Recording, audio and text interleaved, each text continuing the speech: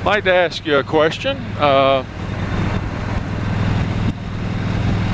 Do you feel like you're better off now than you were, say, 10, 15 years ago? And I don't mean just financially or something like that. I mean, in all ways. You know, are you happier? You know, do you, do you enjoy life more? You know, do you have more to look forward to? I would like to state a few things that I think make it better for me, and I don't mean just necessarily just me, but I think the internet is going to go down as the greatest man-made invention ever. I don't think it's ever even going to be close. I think whatever they have in place of the internet, 200 years from now, they're going to look back and say, that was the moment. That was the moment that changed history forever. And the reason I think that is because now we all have access to anything we want. Any information you want. You put the word, you know, you look up, just say you take the expression red dog and you type that into your Google search, and you're going to get tens of thousands of hits on red dog. And you can define that and say red dogs with white ears or something. You know, I'm just making this up, and I don't know what you'll end up if you put in red dogs with white ears. But you've got, you know, you want to find out what the gross national product of chili is for the last 6 years. You can find out in just a few clicks of the mouse. You want to find out how to repair a water heater. There's a video on it, more than one, on the internet. You can learn almost anything on there. How many of you guys routinely now, we didn't used to, you know the old joke about what's the last thing you do when you're fixing something is read the instructions? How many of you guys, when you get something or you need to repair something, the first thing you do is you go to YouTube and you type it in and see if somebody's put a video up on it? I had to replace the stereo in my wife's Ford Explorer.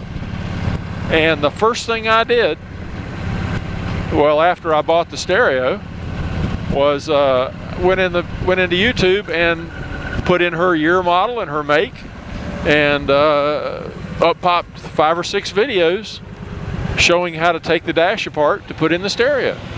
And it turned what probably would have been, you know, I probably would have screwed around and spent an hour, 2 hours doing it. It literally became a 10-minute job, because I knew where the little clips were, how the little plastic panels came off, where the screws were, and all that good stuff. And I had the right adapter package and everything else for the stereo, which I had done that earlier, which was also done over the internet. I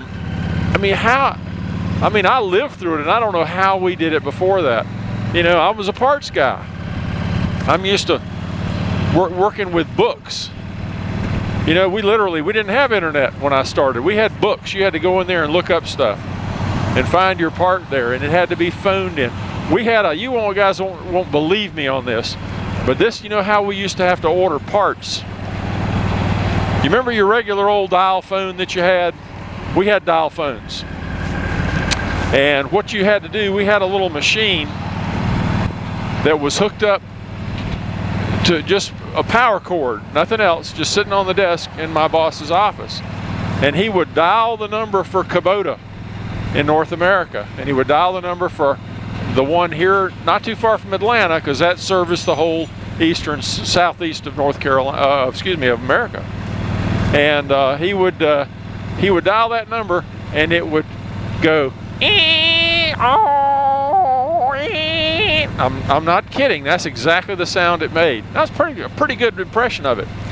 And he would take the handset off the phone and turn it and click it into this thing.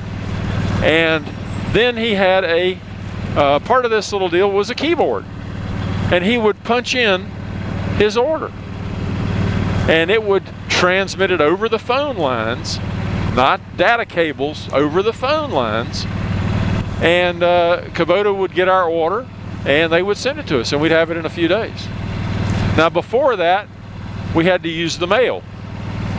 Now you know how fast the mail is, but we would have to fill out an order sheet. I should have taken them when I retired. I had a folder with all this old paperwork and stuff I had been saving. I think I just ended up throwing it all away. But just for my own reference, so that when somebody asked, I could pull it out and show it to them. We have an order sheet that you would fill out, you know, and you would in paper, you know, and then we had an envelope. You'd have to put a stamp on it, and you drop it in the mail, and that's how it was done. And you might, you know, take 2 or 3 days for the mail to get from North Carolina to Atlanta and get to the right place, and maybe a day or so for them to pull the order, and, you know, a couple of days for it to ship up to us. So, you know, if I ordered something on a Monday, I would be real lucky to get it that Friday. Nowadays, we've actually gone back a little ways in terms of, now we still use order forms, but they're on the internet.